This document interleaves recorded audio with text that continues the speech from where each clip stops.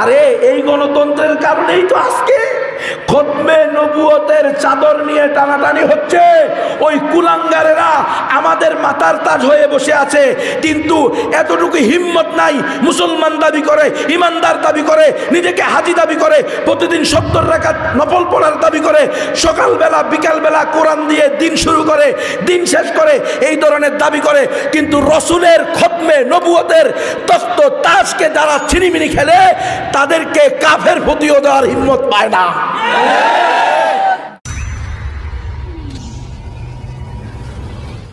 স্পষ্ট ঘোষণা, আমার কোনো ভুলকে আপনারা অনুসরণ করবেন না, আমার কোনো ভুলকে আপনারা গ্রহণ করবেন না। কিন্তু আমারটা যে ভুল আর সঠিক, এটা যাচাই বাছাই করবেন কি দিয়ে? উসুলে শরীয়ত দিয়ে। শরীয়তের মূলনীতি আছে না নাই? মূলনীতি কয়টা? 4টা।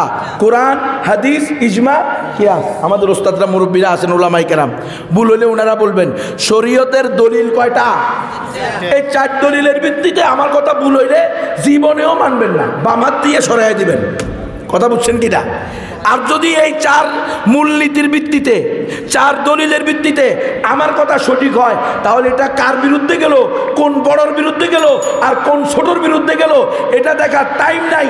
কোন রাষ্ট্র সুপারের বিরুদ্ধে গেল, ক্ষমতাশীলের বিরুদ্ধে গেল, না বিরোধী দলের বিরুদ্ধে গেল, না কোনো গণতান্ত্রিক দলের বিরুদ্ধে গেল, না অগণতান্ত্রিক দলের বিরুদ্ধে গেল, না সুপার পাওয়ারের বিরুদ্ধে গেল, না এলাকার কোনো হোমরা সোমরা পাতি নেতার বিরুদ্ধে গেল।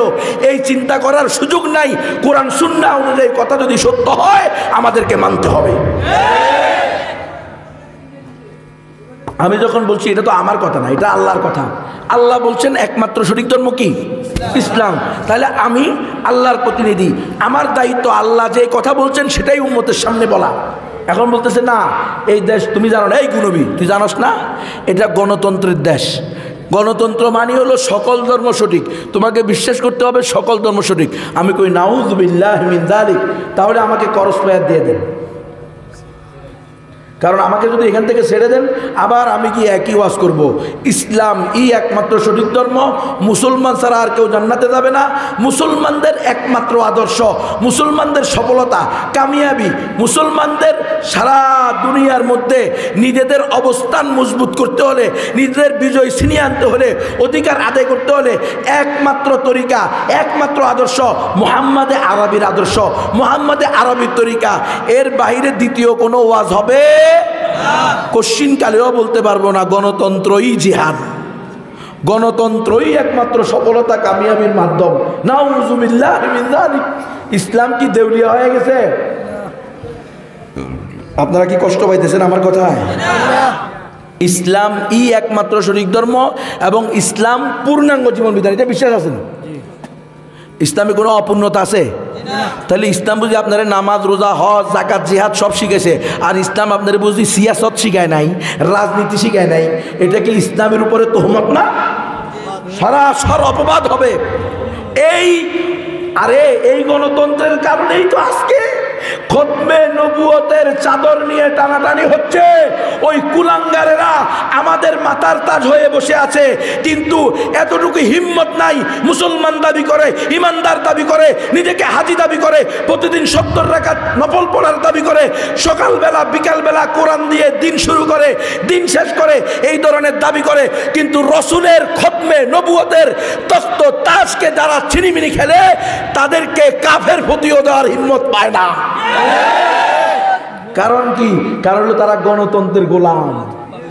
গণতন্ত্রের পূজারীরা কোশ্চিন কালেও এটা করতে পারবে না। এটা করতে হলে একমাত্র রাস্তা খেলাফা আলা মিনহাজিন নবুওয়া, ইমারতে ইসলামিয়া হতে হবে। এখন যায় কোনো কাদিয়ানিরে কথা কি আফগানিস্তানে দাঁড়াইতো, কোনো কাদিয়ানিরে বলেন না আপনাদের এখানে এসে তো এটা কি শায়েস্তাগঞ্জ, কোন থানা? শান্তিগঞ্জ থানা।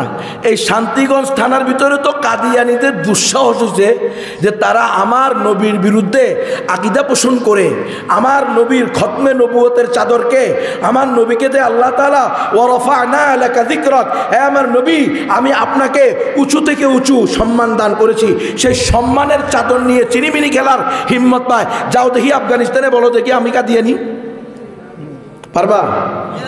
1 মিনিটও পারবে না ইনশাআল্লাহ। দর্শন এখানে হয় প্রতিদিন, দর্শন পতিতালয় এখানে চলে বাংলাদেশে, ড্যান্স ক্লাব, নাইট ক্লাব যা দেখি আফগানিস্তানে। কিছু বুঝেননি?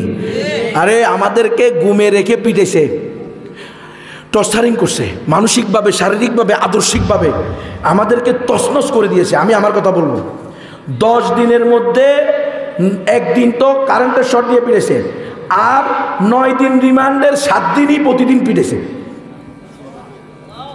একমাত্র শরীক ধর্ম ইসলাম এটা বলা যাবে না। নারীদের পর্দার কথা বলা যাবে না, নারীদের ক্রিকেট খেলার বিরুদ্ধে বলা যাবে না। কি বলেন, আপনাদের মেয়েরা ক্রিকেট খেলবে? ফুটবল খেলবে? ফুটবল খেলায় জয় হয়েছে, হাইরে হাইরে, দেশটারে মনে হয় যেন উল্টাইয়া রাখছে, করে নাই? হ্যাঁ, এটা তো গজবের কারণ।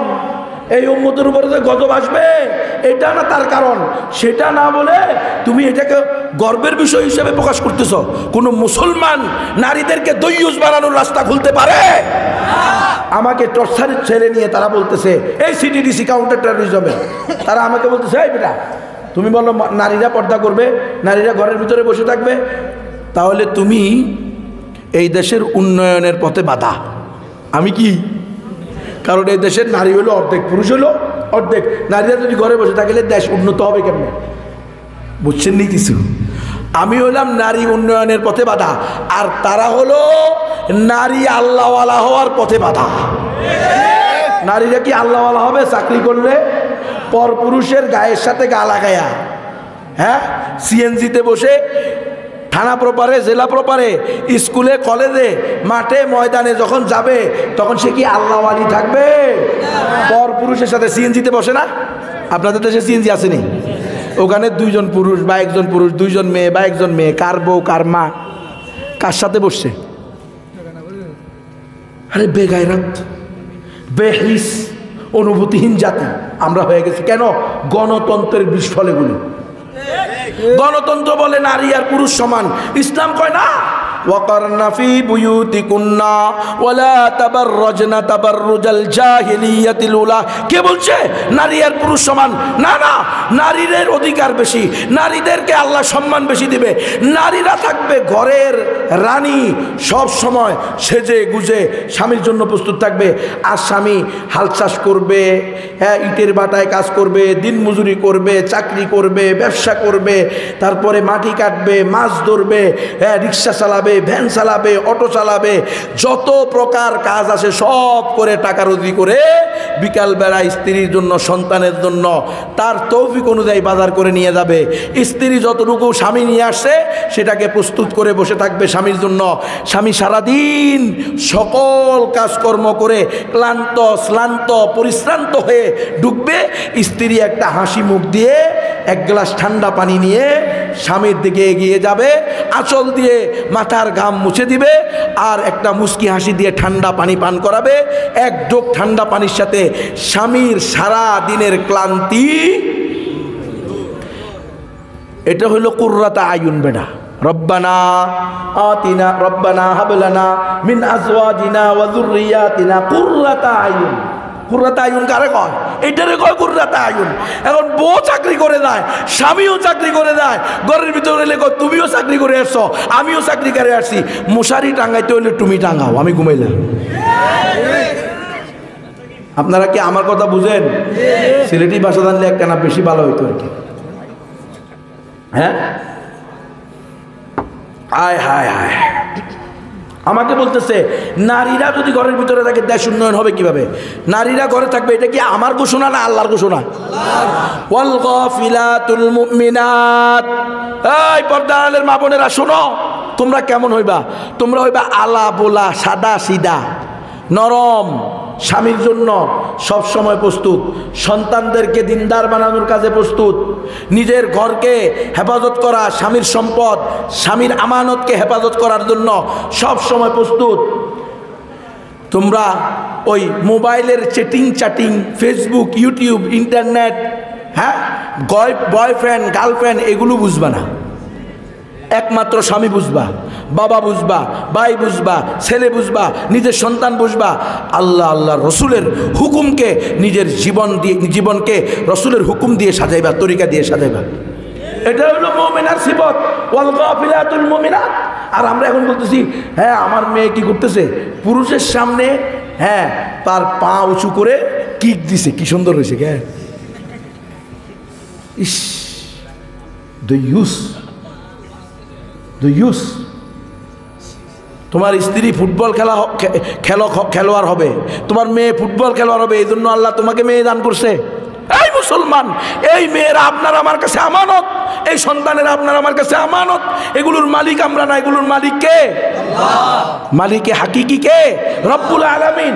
আপনাকে আর আমাকে আমানত দিয়েছে, আমানতের খেয়ানত করা জায়েজ নাই। এই সন্তানকে দিনদার বানানো, মুত্তাকি বানানো, ফরজগার বানানো, আল্লাহওয়ালা বানানো, তাওহীদ বানানো ওয়ালা বানানো, এদেরকে পর্দাওয়ালা বানানো, পর্দানিশীন বানানো, এটা আমাদের দায়িত্ব। ইহুদি খ্রিস্টানরা আমাদেরকে শিখেছে না, এদেরকে ফুটবল খেলোয়াড় বানাও, ক্রিকেট খেলোয়াড় বানাও, এদেরকে মহিলা আসনে এমপি বানাও, মন্ত্রী বানাও, চেয়ারম্যান বানাও। আমার এলাকার আমার পাশে একদিন আমি বাড়ি থেকে এক জায়গা থেকে আরেক জায়গায় যাচ্ছি, বাসে উঠছি, আমার সামনের সিটে এক পুরুষ আর মহিলা বসছে। আমি দুজনের চিনি ঘটনাক্রমে, একজন হলো মেম্বার সাহেবা, আরেকজন হলো মেম্বার সাহেব। আবার ওনারা স্বামী স্ত্রী না, মেম্বার সাহেব আর স্বামী ভিন্ন ব্যক্তি, মেম্বার সাহেবের স্ত্রী ভিন্ন ব্যক্তি।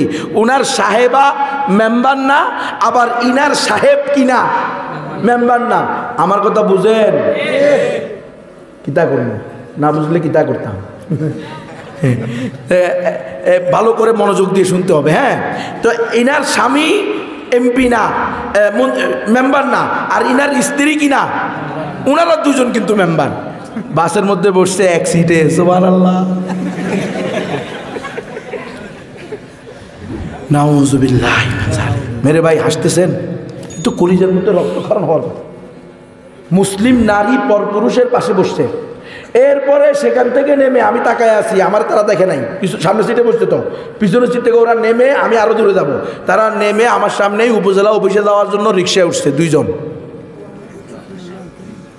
রিক্সা উঠে আবার ফুট উঠাই দিতেছে, রিক্সার ফুট আছে না সাত, এটা উঠাই দিতেছে।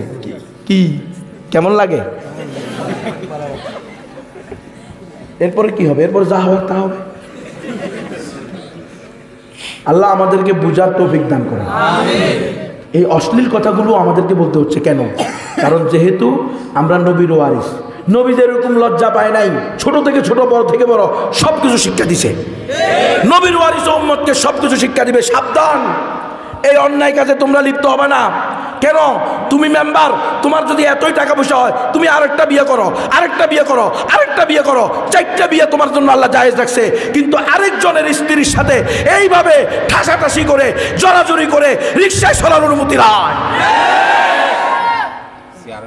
এটাই স্বাভাবিক। আপনি হয়তো হালাল বিবাহের প্রচলনকে, বিবাহকে সহজ করে দিবেন, আর না হলে হারাম জেনা দর্শন সমাজে বিস্তার লাভ করবে। এই গণতন্ত্রের বিস্ফোরণ, নারী পুরুষ সমান, সুবিধা কি? আমার পাশে বসছে, সমস্যা কি? বুঝেন কত বড় ধোঁকা এই গণতন্ত্র। তাহলে আমাকে গোয়েন্দারা বলতেছে সকল ধর্ম সঠিক বলতে হবে, আর আপনি আর আমি বসে বলতেছি না, আমরা যে গণতন্ত্র করি এটা হলো তৌহিদবাদী গণতন্ত্র, এটা হলো ইসলামী গণতন্ত্র। হ্যাঁ, ইসলামী গু, ইসলামী মদ, ইসলামী পেশাব খাবেননি? হ্যাঁ, ইসলামী তো খান। ইসলাম দিলেই ইসলামী হয়ে যায়? গণতন্ত্র কশ্চিনকালেও ইসলাম হতে পারে না। এই মুসলমান শুনে রাখেন, গণতন্ত্র দিয়েই আমাদের গৌরব উজ্জ্বল ইতিহাস, খেলাফা আলা মিনহাজিন নবুয়ার 1200 বছরের আমাদের যে গৌরব, এটাকে তছনছ করে দেওয়া হয়েছে এই গণতন্ত্র দিয়ে। আমি আমার প্রিয় ছাত্র ভাইদের নিকটে হাতে পায়ে ধরে বলবো, হকপন্থী ওলামায়ে কেরামের 2 পা ধরে বলবো, মেহেরবানি করে এই গণতন্ত্র নামক ধোঁকা, প্রতারণা, জালিয়াতি, ইমান বিরোধী, ইসলাম বিরোধী, কোরআন বিরোধী, সুন্নাহ বিরোধী এই তরিকা থেকে বের হয়ে আসেন। আমাদের একটাই মিছিল হবে, গণতন্ত্রের দিন শেষ, খেলাফতের বাংলাদেশ। বলেন গণতন্ত্রের দিন শেষ, গণতন্ত্রের দিন শেষ। নিয়ত আছে তো? আজকে থেকে আমরা কোনো গণতান্ত্রিক দলে, এটা ইসলামী হোক আর নন ইসলামী হোক, নাম দিলে ইসলামী হবে না রে ভাই। ইসলামী ব্যাংক নাম দিছে, ইসলামী হয়ে গেছে? ওলামায়ে কেরামকে জিজ্ঞেস করেন। কশিনকালেও সম্ভব না, যতদিন না তারা বাংলাদেশ ব্যাংকের সাথে সম্পর্ক কাটবে, বাংলাদেশ ব্যাংক ওয়ার্ল্ড ব্যাংকের সাথে সম্পর্ক কাটবে, যতদিন এটা হবে না ততদিন কোনো ব্যাংক 100% সুদমুক্ত হবে না। গোড়াই তো বলো, পুরা পৃথিবী কি করে? এক গ্রুপকে আমরা গণতন্ত্র প্রতিষ্ঠা করছি, আরেক গ্রুপকে আমরা গণতন্ত্র রক্ষা করতেছি। কেউ গণতন্ত্র রক্ষা করে, কেউ গণতন্ত্র। আমরা আমাদের খেলাফতকে পুনঃপ্রতিষ্ঠা করবো ইনশাআল্লাহ। আমরা গণতন্ত্রে যাব না, আমাদের গৌরব উজ্জ্বল ইতিহাস আছে। আমরা খেলাফতের মাধ্যমে সারা দুনিয়াকে 1200 বছর আলহামদুলিল্লাহ শাসন করেছি গৌরবের সাথে। মুসলমানরা এক কালিমার পতাকা তলে ছিল, ঠিক কিনা? আলহামদুলিল্লাহ আবার শুরু হয়ে গেছে। আজকে দেখলাম কোনো এক ভার্সিটি বা কলেজের ভিতরে কালিমার পতাকা ফতফত করে উঠতেছে।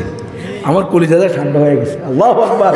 এখন থেকে প্রত্যেক মাদ্রাসায়, প্রত্যেক মসজিদে, প্রত্যেক স্কুলে, প্রত্যেক ইউনিভার্সিটিতে, প্রত্যেক প্রতিষ্ঠানের শুরুতে, প্রত্যেক প্রতিষ্ঠানের বাইরে ভিতরে সব জায়গায় কালিমার পতাকা উড়াও।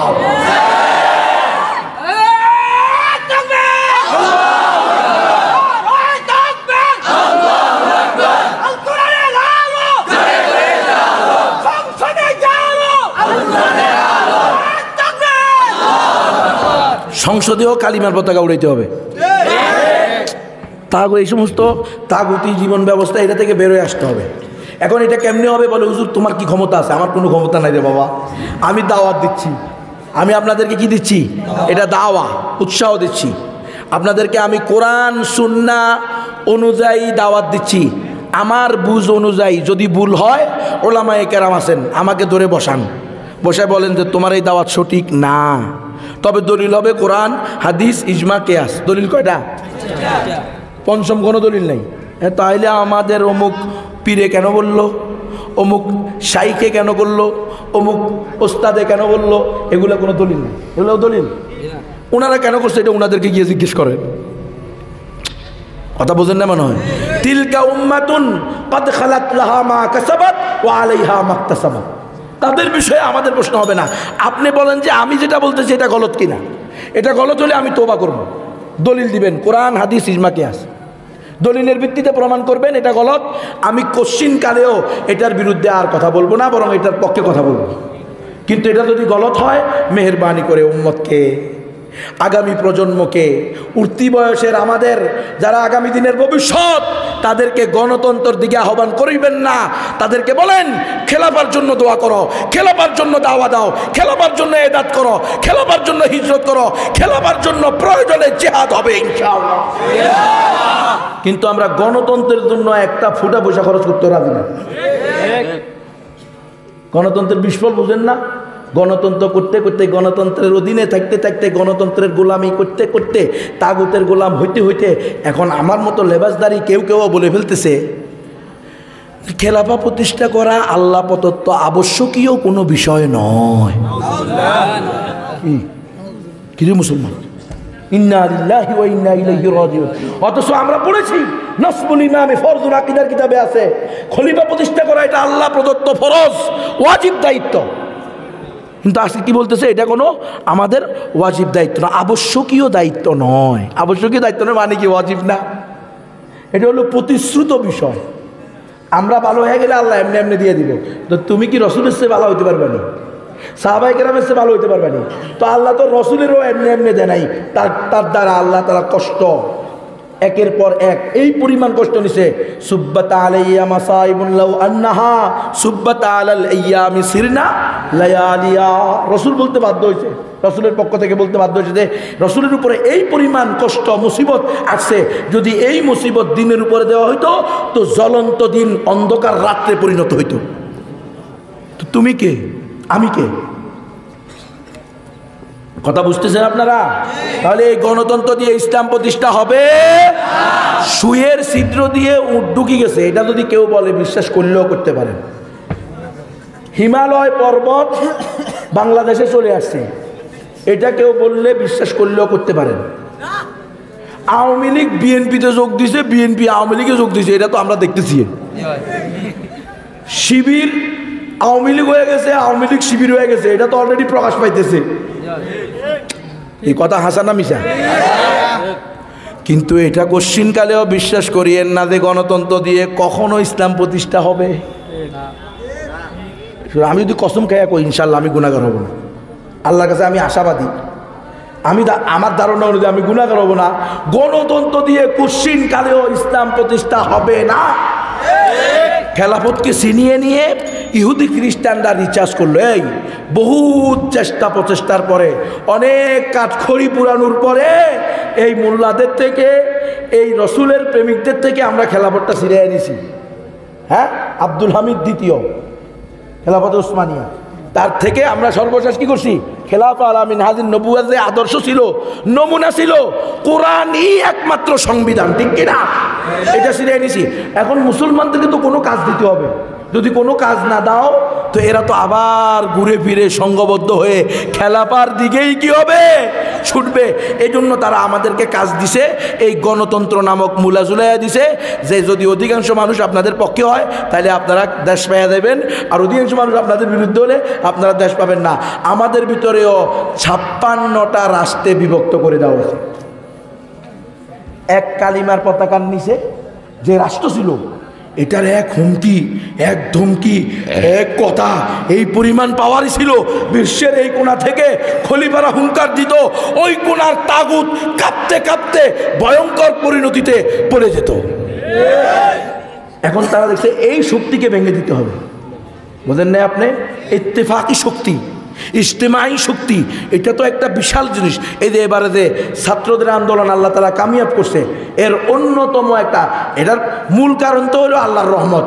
আল্লাহ কোনো জালেমের জুলুমকে ধারাবাহিকভাবে চলতে দিবেন না, এটাই আল্লাহ আবার প্রমাণিত করে দিলেন।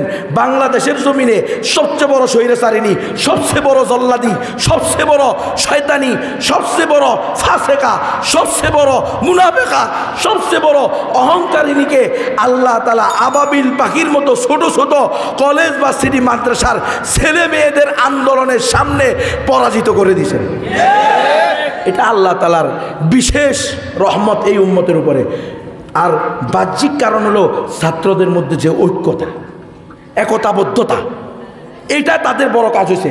সব ধরে ফেলছে, ওরা বলছে দাঁড়াও আমাকে নিয়ে যাও, কিন্তু বন্ধ হবে না, যতজনকে নিবা, যতজনকে মারবা, আমরা এই কাজই করব। পুলিশ কি বলছে আপনারা দেখছেন না? পরবর্তীতে প্রকাশ পাইছে না যে স্বরাষ্ট্রমন্ত্রীকে এক ওসি বলতেছে, স্যার একজনকে গুলি করলে একজনই মরে, একজনই আহত হয়, আর কেউ লড়েও না, সরেও না। আল্লাহু আকবার। এটাই হলো উম্মার জন্য শিক্ষা, আমাদের জন্য শিক্ষা।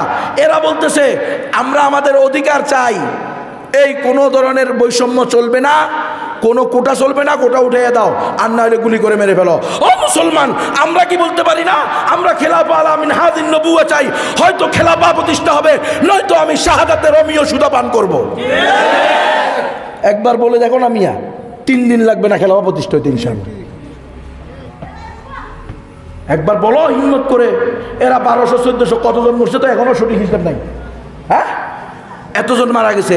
তোমরা এরা জালেমের বিরুদ্ধে মাজলুমের আন্দোলন, হক আর না হকের আন্দোলন, অধিকার আদায়ের আন্দোলন।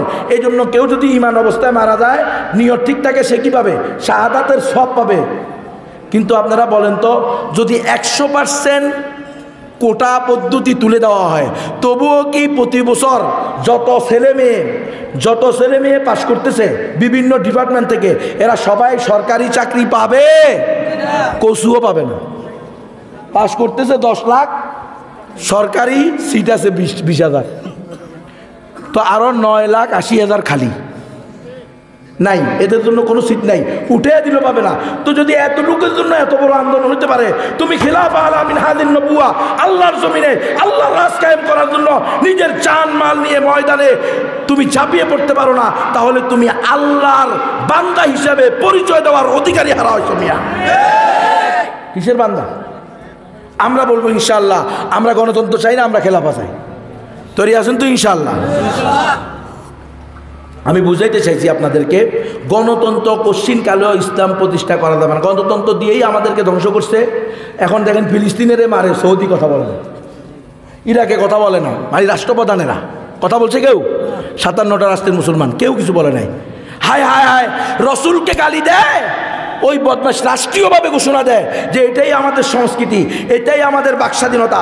আমরা কত আন্দোলন করলাম যে ফ্রান্সের দূতাবাস বন্ধ করে দাও, ইন্ডিয়ার দূতাবাস বন্ধ করে দাও। যারা আমার রসুলকে গালি দিবে তাদের সাথে আমাদের দূরতম কোনো সম্পর্ক থাকবে না। ওয়াবাদা বাইনানা ওয়া বাইনাকুমুল আদাওয়াতু ওয়াল বাগদাউ আবাদা। এই ইন্ডিয়া শুনে রাখ, তোরা আমার রসুলকে গালি দিয়েছস, আমার রসুলের ইজ্জত নিয়ে চিনিমিনি খেলেছস, তোদের সাথে আমাদের স্থল সম্পর্ক থাকবে না, জলের সম্পর্ক থাকবে না, তোদের সাথে আন্তর্জাতিক সম্পর্ক থাকবে না, সকল সম্পর্ক ছেদ করেছি। আমরা রব্বুল আলামিনের উপরে তাওয়াক্কুলকারী, রব্বুল আলামিন আমাদের রিজিক দিবে। এই হিম্মত আসেনি, কসুবি নেই। ইন্ডিয়াকে ভয় পাওয়ার কি আছে? এক আফগান দেখো না মিয়া, পৃথিবীর কাউরে ভয় করে না। আল্লাহু আকবার। বিশ্ব সুপার পাওয়ার আইছে, একবার এক সুপার পাওয়ার আইছে, থাবরাইয়া সরাইয়া নাগানি সুবানি খাওয়াইয়া পাথর কিছু বুকের সাথে লাগাই দিয়ে যা। রাশিয়ারটা দেখেন, তারপরে ব্রিটিশেরটা দেখেন, আর এখন তো যেটা ঘটে গেছে আপনাদের সামনে, আমেরিকান যৌথ বাহিনী পারছে? পারে নাই। শিক্ষা গ্রহণ করো, এখানে শিকার আছে। হামাস আজ পর্যন্ত মাথা নত করছে, বিশ্বের সবচেয়ে বড় সুপার পাওয়ারের দাবিদার, সুপার পাওয়ারেরও দাদা নিজেকে দাবি করে, তারা বাপ দাদা দাবি করে। সেই আমেরিকারে গত প্রায় 1 বছর ধরে নাগানি জুবানি খাওয়াইতেছে। কি খাওয়াইতেছে? আল্লাহু আকবার। বল হুজুর অনেক মানুষ শহীদ হয়েছে, শহীদের সমস্যা কি বেটা? মুসলমান মরলে কোনো লস আছে? মরলে শহীদ, বাঁচলে গাজী, মুমিনের কোনো লস নাই। আল্লাহু আকবার। এজন্যই তো যখন ঘুমের মধ্যে 3 বার কালিমা পড়াইছে, বলছে এই কালিমা পড়, তোরে এখন খরচ পেয়ে দেবো। আমি বলছি আশহাদু আল্লাহ ইলাহা ইল্লাল্লাহু ওয়া আশহাদু আন্না মুহাম্মাদান রাসূলুল্লাহ। কালিমা যখন পড়ছি আলহামদুলিল্লাহ, ওই সময় সবচেয়ে ইতমিনান ছিলাম। আমার ওই সময় কোনো চিন্তা ছিল না, আমি তো শহীদ হওয়ার জন্যই চাই। কথা বলে না কে? শাহাদাতের মৃত্যু উত্তম না আইসিইউর মৃত্যু উত্তম? শাহাদাতের মৃত্যু উত্তম না রাস্তাঘাটে স্টক করে মরা উত্তম? তো আজকে তো জাতি স্টক করতে মরতে রাজি, কিন্তু শহীদ হইতে রাজি না। আফসোস, এই জন্য জাতি পরাজিত। যে জাতি মৃত্যুকে জয় করতে পারবে না, সে জাতি কোনোদিন বিজয় ছিনিয়ে আনতে পারবে না।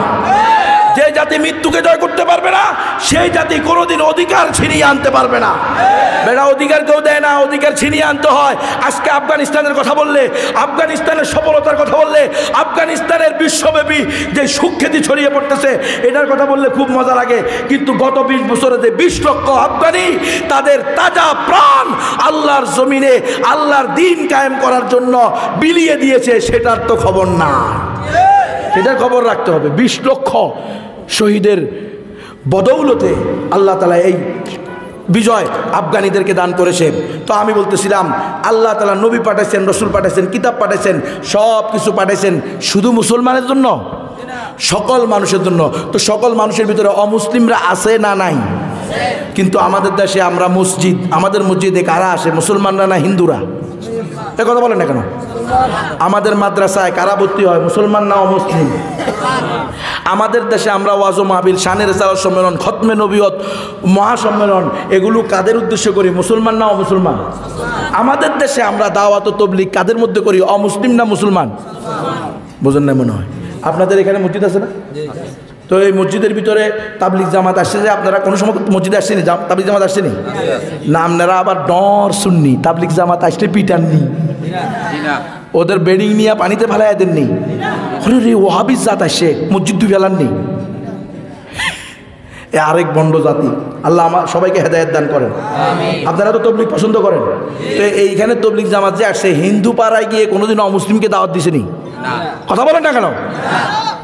তো তাহলে আল্লাহ যে বলছে উখরিজাত লিন্নাস হুদাল লিন্নাস ইয়া আইয়ুহান নাস মালিকিন নাস ইলাহিন নাস, সমস্ত মানুষের জন্য কোরআন, সমস্ত মানুষের জন্য নবী, সমস্ত মানুষের জন্য উম্মতে মুহাম্মদী, সমস্ত মানুষের কল্যাণে মুসলমানদেরকে আমি শ্রেষ্ঠত্ব দান করছি।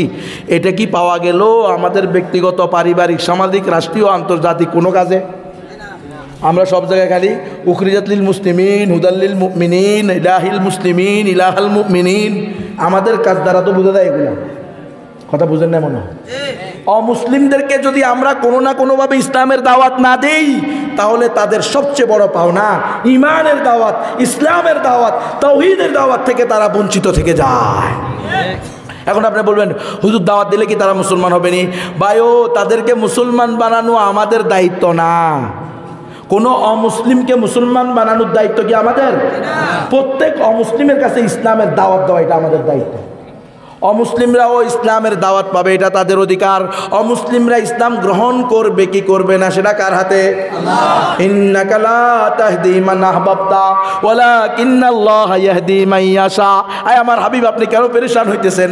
আপনি চাইলে তো কাউকে হেদায়েত দিতে পারবেন না, হেদায়েত দেওয়ার মালিক কে? আল্লাহ। তাহলে আপনার দায়িত্ব কি? ইয়া আইয়ুহার রাসূল বাল্লিগ মা উনজিলা ইলাইকা মির রাব্বিক ওয়া ইন লাম তাফআল ফামা বাল্লাগতা রিসালাতা।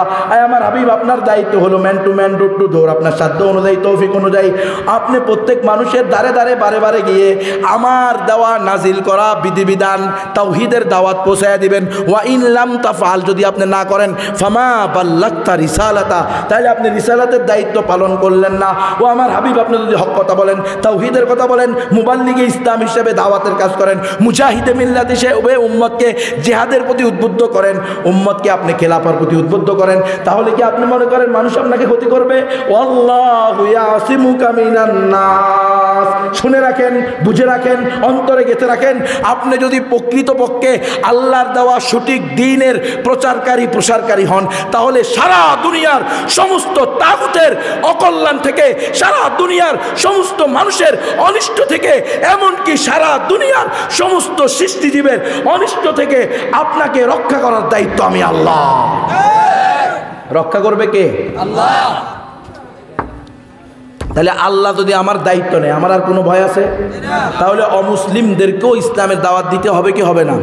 আজকে যদি আমরা অমুসলিমদেরকে দাওয়াত না দিই, কাল কিয়ামতের মাঠে এরা যখন জাহান্নামে যাবে, তখন এরা বলবে, আল্লাহ আপনি তো বলছেন লিকুল্লি উম্মাতির রাসূল, প্রত্যেক উম্মতের জন্য রাসূল আছে। আপনি বলছেন লিকুল্লি কওমিন হাদ, প্রত্যেক জাতির জন্য পথ প্রদর্শক আছে। আপনি বলছেন ওয়া ইম মিন উম্মাতিন ইল্লা খালা ফিহা নাযির, এমন কোনো জাতি নেই যাদের মধ্যে আমি ভীতি প্রদর্শনকারী পাঠাই নাই। আপনি বলছেন ওয়া মা কুন্না মুআযিবিনা হাত্তা নাবাসা রাসূলা, আমি এমন নয় যে আমি কোনো জাতিকে শাস্তি দিব অথচ এর পূর্বে তাদের কাছে রাসূল প্রেরণ করব না।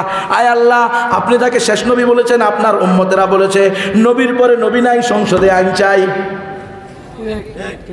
রসুলে আরবি শেষ নবী, এটাতে কি কোনো সন্দেহ আছে? এই জন্য বলা হয় কাদিয়ানি কাফের, কাফের কাফের, জু না বলে ও বি কাফের। কাদিয়ানিদেরকে তারা জেনে বুঝে কাফের বলবে না, তারাও কি? তো আমাদের এত ঠেকা লাগছে কারে? আমরা এত বড় বড় মিছিল করতাম, বিক্ষোভ মিছিল করতাম, আর তোমরা আমাদেরকে পাখির মতো গুলি করে মারতা। নবীর পরে নবী নাই, সংসদে আইন চাই। কে? সংসদে যারা বসে রয়েছে তারা আগে বলো, পরিষ্কার করো তোমরা মুসলমান না কাদিয়ানি। তোমরা যদি মুসলমান হও, এটা তোমাদের ইমানি দায়িত্ব। তুমি কোন দল করো সেটা নয়, প্রত্যেক দলের, প্রত্যেক মুসলমানের দায়িত্ব হলো কাদিয়ানীদেরকে কাফের ঘোষণা দিয়ে তাদের থেকে সম্পর্ক ছেদ করা। তোমার জন্য আমার এত আন্দোলন করতে হবে। একবার নাসিরনগরে হত্যা করে, একবার বোলাতে মারে, একবার ডাকাতে মারে, কি এক সিস্টেম, একবার রংপুরে মারে। কে? কি সমস্যা হচ্ছে? শেষ করে দেব? কষ্ট হয়ে যাচ্ছে আপনাদের? বলবে সত্যি? নিজের বাপের বিরুদ্ধে গেলে শুনবেন তো? দলের বিরুদ্ধে গেলে, নেতার বিরুদ্ধে গেলে, নেত্রীর বিরুদ্ধে গেলে, নিজের পীরের বিরুদ্ধে গেলে। শরীয়তের দলিল কয়টা? কোরআন, হাদিস, ইজমা, কিয়াস। মুখস্থ করেন। কোরআন, হাদিস, ইজমা, কিয়াস। কোরআন, হাদিস, ইজমা, কিয়াস, এগুলোর ব্যাখ্যা উস্তাদের থেকে পরে জানা নেবেন। ইমাম সাহেবকে জিজ্ঞেস করবেন, মোহতামিম সাহেব হুজুরকে জিজ্ঞেস করবেন, মুফতি সাহেবকে জিজ্ঞেস করবেন, পেয়ে যাবেন ইনশাআল্লাহ। এই 4 দলিলের বাইরে কোনো দলিল চলবে না। এগুলো করে করে করে মন্দের ভালো, মন্দের ভালো, মন্দের ভালো। কি এর মন্দের ভালো? মন্দের ভালো তো সব জায়গায় আছে বেটা। দর্শন করে দে, জানা করে দে, সেটার ভিতরেও মন্দের ভালো আছে। যারা জানা করে ওই মাইয়া টাকা পায়। পতিতালয়েও মন্দের ভালো আছে। চুরি করে দে, সেখানেও মন্দের ভালো আছে। বেচারা ছেলে মেয়ে খাইতে পায় না, খানার ব্যবস্থা হয়েছে। মন্দের ভালো বলে কোনো নাজায়েজকে, হারামকে হালাল করা যাবে? গণতন্ত্র হারাম, এটা কোশ্চিন কালেও মুসলমানের কল্যাণ বয়ে আনবে না। গত 100 বছরে আনে নাই, বরং গণতন্ত্র যারা করতেছে তারা মাঝে মধ্যে এমন এমন কথা বলতেছে যেটা সেকুলারিজমের সাথে মিলে যায়, ধর্মনিরপেক্ষতাবাদের সাথে মিলে যায়। এই জন্য আমরা গণতন্ত্রে যাব না। আপনারা এখানে সবাই আজকে ওয়াদা করেন ইনশাআল্লাহ নিজে গণতন্ত্র করব না, অন্যকে গণতন্ত্র করলে সাপোর্ট দিব না। লিল্লাহে তাকবীর। গণতন্ত্রের দিন শেষ, খেলাফতের বাংলাদেশ, হয়তো শাহাদত নয়তো খেলাফত, হয়তো শাহাদাত। তৈরি আছেন তো ইনশাআল্লাহ? আল্লাহ সাক্ষী আছে, এরপরে গণতন্ত্র করবেন, খবর আছে। আমি আগামী বছর খবর নেব, এই আমার খবর দিবেন, কেটে কেটে এনে বসে থেকে পরে গণতন্ত্র করছে। গণতন্ত্র নিষিদ্ধ, খেলাফত প্রতিষ্ঠা হইলে হইব, আর নইলে আমরা মুখ পর্যন্ত চেষ্টা করি যাব। আল্লাহর কাছে কম, আল্লাহ আপনি আমাদেরকে হুকুমের মুকাল্লাফ বানাইছেন, ফলাফলের মুকাল্লাফ বানান নাই। আপনি দায়িত্ব দিচ্ছেন নসবুল ইমামি ফরদুন, খলিফা প্রতিষ্ঠা করা ফরজ দায়িত্ব। আমি চেষ্টা করছি, কোশ্চিনকালেও খেলাফতের বাহিরে কোনো চিন্তা করি নাই, গণতন্ত্রকে সাপোর্ট করি নাই, গণতন্ত্র অনুযায়ী কোশ্চিনকালেও নির্বাচন করি নাই, নির্বাচন করলে নিজে গিয়ে ভোট দিই নাই। আল্লাহ আমি পাশ করতে পারি নাই, ফেল করছি, এটার জন্য তুমি জানো, তোমার বিধানের বাইরে আমি যাই নাই। যে কোনো নবী রসুল পূর্বে গিয়েছেন, অনেক নবী দুনিয়া থেকে এমন গেছে বনি ইসরাইলের যাদের একজন ও উম্মত ছিল না। এই ঘটনা সত্য না মিথ্যা? কথা কন। হ্যাঁ, ঘটনা সত্য। বনি ইসরাইলের এমন অনেক নবী দুনিয়া থেকে গেছে যাদের একজনও। তারা কি নাকাম? তারা কি পরাজিত? অনেক নবীকে করাত দিয়ে কাটা হয়েছে, অনেক নবীকে জেলখানায় ঢুকানো হয়েছে। এই মুসলমান, জেলখানায় ছিল কোন নবী বলেন তো? ইউসুফ আলাইহিস সালাম। জেলখানায় ছিল কি ছিল না? হ্যাঁ, আমাদের নবী জেলখানায় ছিল না? সোয়াবে আবু তালিবের ভিতরে 3 বছর। তো ওনারা কি নাকাম? আজকে আফসুস, গণতন্ত্র পূজারীরা বলে এত বেশি খেলাফত করছে, এখন তো একবারে জেলে যাই, সংসারও ধ্বংস হয়েছে, ছেলে মেয়েও ধ্বংস হয়েছে। দেখছেন আমাদের রসুল ধ্বংস হয়েছে। আল্লাহ আল্লাহ তুমি আমাদেরকে হেদায়েত দাও, আমিন। আল্লাহ তোমার জমিনে তোমার রাজ কায়েম করার তৌফিক দান করো, আমিন। কাল কিয়ামতের মাঠে হিন্দুরা বলবে, আল্লাহ আপনি বলছেন ওয়ামা কুন্না মুআযিবিনা হাত্তা নাবাসা রাসূলা, নবী রাসূল পাঠানো ছাড়া আমি কাউকে শাস্তি দিব না। অথচ আমরা যখন দুনিয়াতে আসছি বাংলাদেশের সুনামগঞ্জের শান্তিগঞ্জ উপজেলায় জন্মগ্রহণ করছি, তখন তো কোনো নবী রাসূল উপস্থিত ছিল না।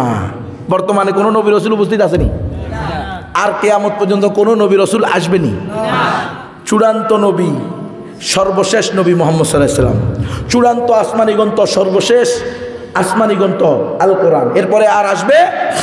তখন আল্লাহ বলবে, কেন রে বান্দা, আমি নবুয়তের দরজা বন্ধ করেছি, রিসালাতের দরজা বন্ধ করেছি, কিন্তু নবীওয়ালা কাজটা বন্ধ করি না। এই কাজের দায়িত্ব তো ওলামায়ে কেরামকে, মুসলমানদেরকে, তৌহিদবাদীদেরকে, ইমানদারদেরকে দিয়েছি। কুনতুম খায়রা উম্মাতিন উখরিজাত লিন-নাস, এই মুসলমানরা তোমাদেরকে ইসলামের দাওয়াত দেয় নাই? তখন এই আপনার আমার প্রতিবেশী অমুসলিমরা, হিন্দুরা, কুলিরা, আপনাদের এলাকা কুলি আছে না? চিনেন না মনে হয়? চা বাগানে কাজ করে না? এরা কি? এদের ধর্ম কি ছিল আজ থেকে 100 বছর আগে? হইতে পারবেন? এদের হয়তো কারো কোনো ধর্ম ছিল না, কারো হিন্দু ধর্ম ছিল, কারো বৌদ্ধ ধর্ম ছিল। এখন 100% কুলিরা খ্রিস্টান। কেমনি হইল? ওই যে খ্রিস্টানরা 7 সমুদ্র 13 নদী পাড়ি দিয়ে এসে ঋণ টিন, গরু ছাগল হাঁস মুরগি কম্বল মশারি ওষুধ বই চাউল ডাউল তাবু পানি কিস্তিতে টাকা দিয়ে আল ইনসানু আব্দুল এহসান, মানুষ করুণার ভিখারি। আপনি আমাকে 1 কাপ চা খাওয়াইছেন, এখনই আবার আপনার বিরুদ্ধে কথা বলতে আমি চিন্তা ভাবনা করে বলবো, ঠিক কিনা? কি এটা তো স্বাভাবিক না? নাহলে তোমার কি অবস্থা, যেটা খায় ওটাই ফুটা করে দেয়। হ্যাঁ, যে প্লেটে খাইছে ওই প্লেটটাই ফুটা করে দিচ্ছে। কত বড় নালায়েক! হ্যাঁ, আল্লাহ আল্লাহ আল্লাহ আল্লাহ আল্লাহ। তখন এরা বলবে, না আল্লাহ যে মাওলানা মুফতি মুহাদ্দিস ইমাম খতিব বক্তা, আল্লাহ তবলিগওয়ালা জাকিরিন শাকিরিন মুবাল্লিগিন মুজাহিদিন মুসল্লিয়ানে কেরাম, আল্লাহ এরা আমাদের সাথে একই গ্রামে চলছে, একই খেতে চাষাবাদ করছে, একই রাস্তা দিয়ে চলাফেরা করছে, একই বাজারে বাজারঘাট করছে। আল্লাহ এই মুসলমানরা আমাদের সাথে দুনিয়াবি সকল লেনদেন করছে, একই নদীতে মাছ ধরছে, একই পুকুরে গোসল করছে, কিন্তু কোনোদিন দিনের আদান প্রদান করে নাই। আল্লাহ আমাদের রিক্সায় মুসলমানরা উঠছে, মুসলমানের রিক্সায় আমরা উঠছি, আমাদের গাড়িতে মুসলমানরা উঠছে, মুসলমানদের গাড়িতে আমরা আরোহণ করছি, আমাদের দোকান থেকে মুসলমানরা সদাই করছে, আমরা মুসলমানদের দোকান থেকে সদাই করছি, আল্লাহ মুসলমানরা আমাদের বাড়িতে কাজ করেছে, দিনমজুরি করেছে, আমরা মুসলমানদের বাড়িতে দিনমজুরি করেছি। আল্লাহ সামাজিক ব্যবস্থা, পারিবারিক ব্যবস্থা, যে কোনো সময়ে যে কোনো অভাব অনটনে বিপদে পড়লে সামাজিকভাবে পাশের বাড়িতে, পাশের ভাইয়ের কাছে গিয়েছি, মুসলমান না অমুসলমান এটা চিন্তা করি নাই। কিন্তু আল্লাহ এই মুসলমানরা কোনোদিন আমাদের সাথে দিনের আদান প্রদান করে নাই। এই মাওলানা, এই মুফতি, এই মুহাদ্দিস, এই ইমাম, এই খতিব, এই মুসলমান বলে নাই ইন্নাদ দীনা ইনদাল্লাহিল ইসলাম, নিশ্চয়ই আল্লাহর নিকট একমাত্র মনোনীত ধর্ম হলো ইসলাম। বলে নাই ওয়া মান ইয়াবতাগি গায়রাল ইসলামি দীনান ফালান ইউকবালা মিনহু ওয়া হুয়া ফিল আখিরাতি মিনাল খাসিরিন। যে ব্যক্তি ইসলাম ছাড়া অন্য কোনো ধর্মকে, অন্য কোনো মতকে, অন্য কোনো দর্শনকে ধর্ম হিসাবে গ্রহণ করবে, সেটা আল্লাহর নিকট গ্রহণযোগ্য না এবং সে কাল কিয়ামতের মাঠে চিরস্থায়ী ক্ষতিগ্রস্তদের মধ্যে অন্তর্ভুক্ত হবে। আল্লাহ যদি এই মুসলমানরা বলতো হয়তো আমরা ঈমান আনতাম, বলবে কি বলবে না? কোরআনেই আছে, এরা বলবে মা জাআনা মিন বাশীরিন ওয়ালা নাযীর। আছে না নাই? হাফেজরা তো আছেন এখানে। আল্লাহ আমাদের কাছে তো জান্নাতের সুসংবাদদাতা কেউ আসে নাই, জাহান্নাম থেকে ভীতি প্রদর্শনকারী কেউ আসে নাই।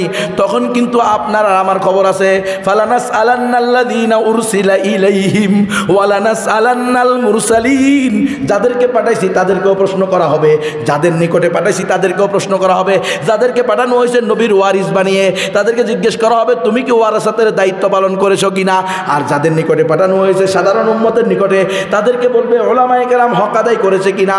না নিজের পেটের ডান্ডা, পিঠের ডান্ডা, পকেটের ডান্ডা করে হক কথা বলে নাই। কাল কিয়ামতের মাথায় আমরাও ধরা আছি রে ভাই। উপর থেকে চাপ আমাদেরকে মারে আর কয় হুজুর আমরা তো আপনাদের বিরোধী না, কিন্তু উপর থেকে চাপ আছে, আপনারা যে কথাগুলো বলেন তারা এগুলো পছন্দ করে না, তারা হুকুম দিছে আপনাদেরকে পিটানোর জন্য, এই জন্য পিটাই।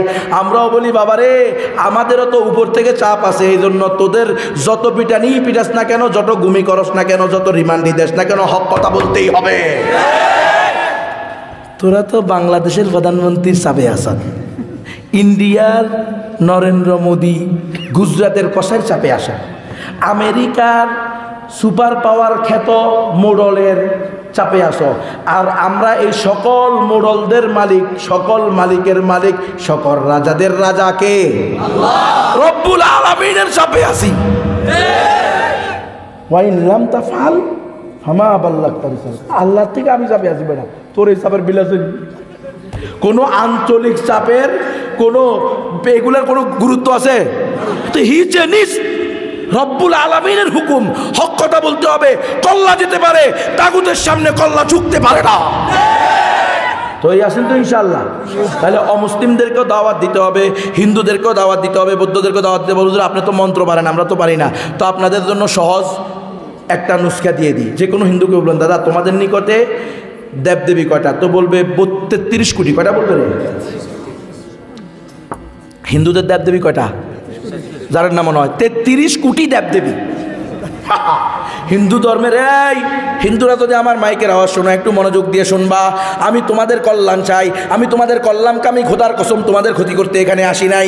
আমি যা বলবো আল্লাহকে রাজি খুশি করার উদ্দেশ্যে, আল্লাহর হুকুম পালন করাতে, তোমাদের হক তোমাদের সামনে পৌঁছায়া দেওয়ার জন্য বলতেছি, অন্য কোনো উদ্দেশ্য নাই। তোমরা যে বলো 33 কোটি দেবদেবী, জিজ্ঞেস করুন বলা যায় এতগুলা কেন? আমাদের তো এক খোদা, লা ইলাহা ইল্লাল্লাহ। তাই তো পেরেশানিতে থাকি, কোন কথার কারণে, কোন কাজের কারণে ঈমান চলে যায়। আল্লাহ কি কোন সময় আমার উপর অসন্তুষ্ট হয়ে যায়, এই ভয়ে থাকি। তো তোমাদের এত রব কেন? তোরা বলে বাপ দাদা আমাদের মূল ব্রহ্মকে, মূল স্রষ্টাকে, বা আমাদের ভাষায় যদি বলেন মূল আল্লাহকে খুশি করতে হলে এই 33 কোটি দেবদেবীর পূজা করতে হবে। এরা সন্তুষ্ট হলে তাকে এমনি এমনি পেয়ে যাবে। তো আপনি বলবেন দাদা আমি চ্যালেঞ্জ দিলাম, ওপেন চ্যালেঞ্জ, তুমি কোশ্চিন কালেও স্বর্গে যাইতে পারবে না। দাদা আপনি এটা কি বললেন? বলো হোক, আসো। এই জামানায় মানুষের হায়াত কত হয়? 50 থেকে 60 বছর, 60 থেকে 70 বছর। ধরো তোমার 60 বছর হায়াত হলো, 60 পূরণ 365 সমান 21,900 দিন। যদি তুমি তোমার জন্ম থেকে মৃত্যু পর্যন্ত, দোলনা থেকে কবর পর্যন্ত প্রতিদিন একটা করে দেবদেবীর পূজা করো, যেই দেবদেবীর একবার পূজা করছো সেটার আর দ্বিতীয়বার জীবনে পূজা করতে পারবে না। প্রতি বছর দুর্গা পূজা হবে না, জীবনে একবার হবে। সরস্বতী পূজা জীবনে একবার হবে।